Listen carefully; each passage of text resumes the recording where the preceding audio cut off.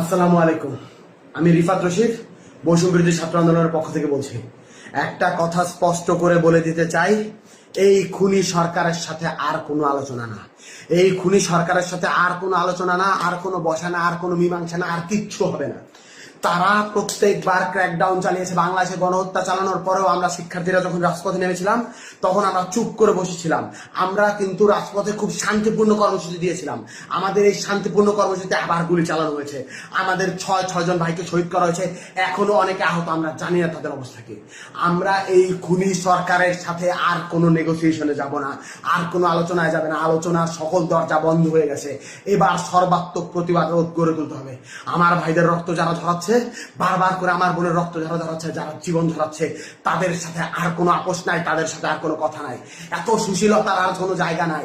এইবার একদম চূড়ান্ত পতনের ডাক দেওয়ার সময় হয়েছে, চূড়ান্ত ঘোষণার ডাক দেওয়ার সময় হয়েছে। আমরা স্পষ্ট করে বলতে চাই, খুনি হাসিনাকে আমরা স্পষ্ট করে বলেছিলাম, আপনার হাতে যেই রক্তের দাগ লেগে আছে, রক্তের দাগ মুছে নিন, তারপর আমরা আপনার সাথে নেগোসিয়েশনে যাব, আলোচনায় যাব, কথা বলবো।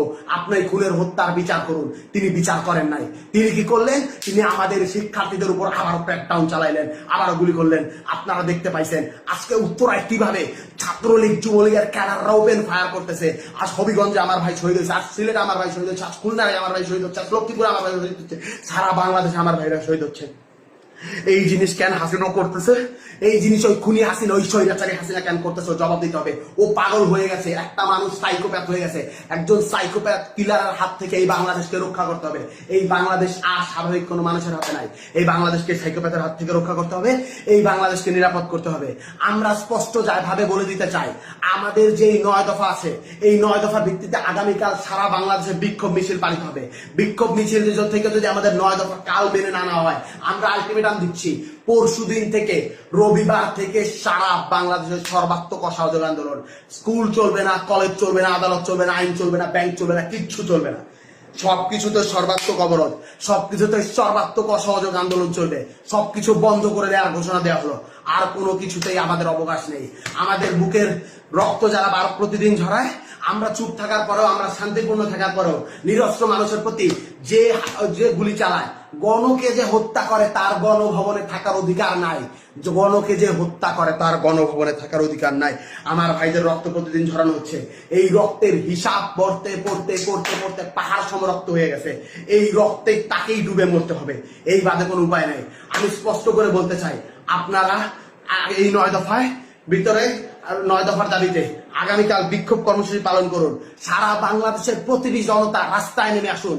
আপনার ঘরের সামনে, আপনার বাড়ির সামনে প্রতিটি অলি গলিতে দুর্গ গড়ে তুলুন। বাংলাদেশের প্রতিটি ঘর একটা দুর্গ হয়ে উঠবে।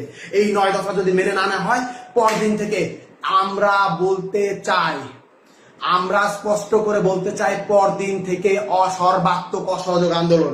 এই সরকারকে কেউ সাহায্য করবে না, কেউ সাহায্য করবে না, কেউ সাহায্য করবে না। গোটা বাংলার ছাত্র জনতা, গোটা বাংলার কৃষক জনতা, গোটা বাংলার শ্রমিক জনতা একত্র হয়ে গেছে। এই সরকারকে কেউ সাহায্য করবে না। কেউ ব্যাংকে টাকা দেবেন না, কেউ কিচ্ছু করবে না, কেউ কোনো লেনদেন করবে না, অফিসে আদালতে যাবেন না।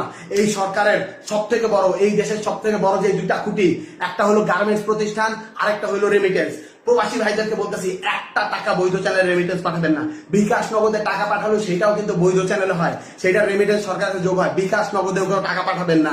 আমরা বলতে চাই, গার্মেন্টস শ্রমিকদেরকে বলতে চাই, আমি আশুলিয়ার ছেলে, আমার রক্তে, আমার খুনে, আমার প্রতিটি জায়গায় জায়গায় গার্মেন্টস শ্রমিকদের ছাপ, রক্ত, ঘামের পয়সা লেগে আছে।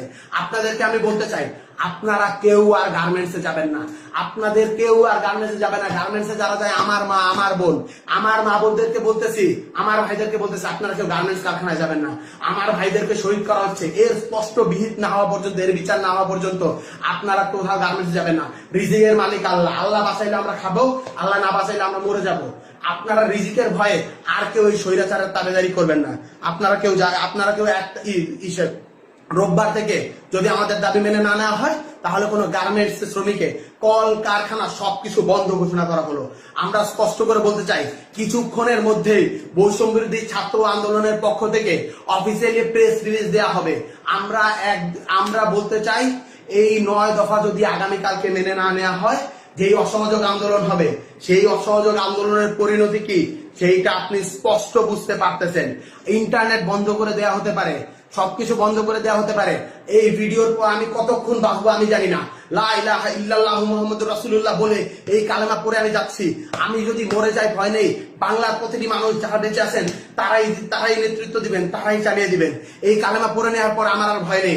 আল্লাহর কাছে আমরা বলতে চাই, আল্লাহ এই জালিমের তুমি পতন করো, এই জালিমের তুমি বিচার করো। আপনারা প্রত্যেকটি ধর্ম আছে, মসজিদে, মন্দিরে, পেগোড়ায়, গির্জায়, সকলের যে স্রষ্টা আছে তাদের কাছে আপনার হাত তুলুন, আওয়াজ তুলুন, বলুন এই জালিমের থেকে আপনারা পতন চান। আমরা আর কিছু বলবো না। আমরা একটা কথা স্পষ্ট করে বলতে চাই, আমাদের মানুষের যখন পতন আসে তখন সে পদে পদে ভুল করে।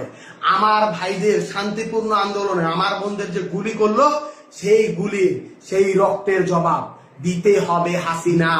এভাবে পার পাওয়া যাবে না। রক্ত দিয়ে যখন সিংহাসন বানানো হয় মহারানী, সেই সিংহাসনে বসা যায় না, সেই সিংহাসনে ডুবে গিয়ে মরে যেতে হয়। আমি বৈষম্য বিরোধী ছাত্র আন্দোলন থেকে রিফাত বলছি, আমি যদি আর বেঁচে না থাকি, আমি যদি মরে যাই, আপনারা আমাকে স্মরণ রাখেন। এই লাইভের পর আমি জানি না আমি আর কতক্ষণ বেঁচে থাকবো, আপনারা আমাকে স্মরণ রাখেন। একটা কথাই স্পষ্ট করে বলতে চাই, আপনারা এই লড়াই সংগ্রাম চালিয়ে নিয়ে যাবেন, কেউ পিছপা হবেন না। সারা বাংলাদেশ আমাদের সাথে আছে। আমরা এই স্বৈরাচার মুক্ত বাংলাদেশ গড়ব।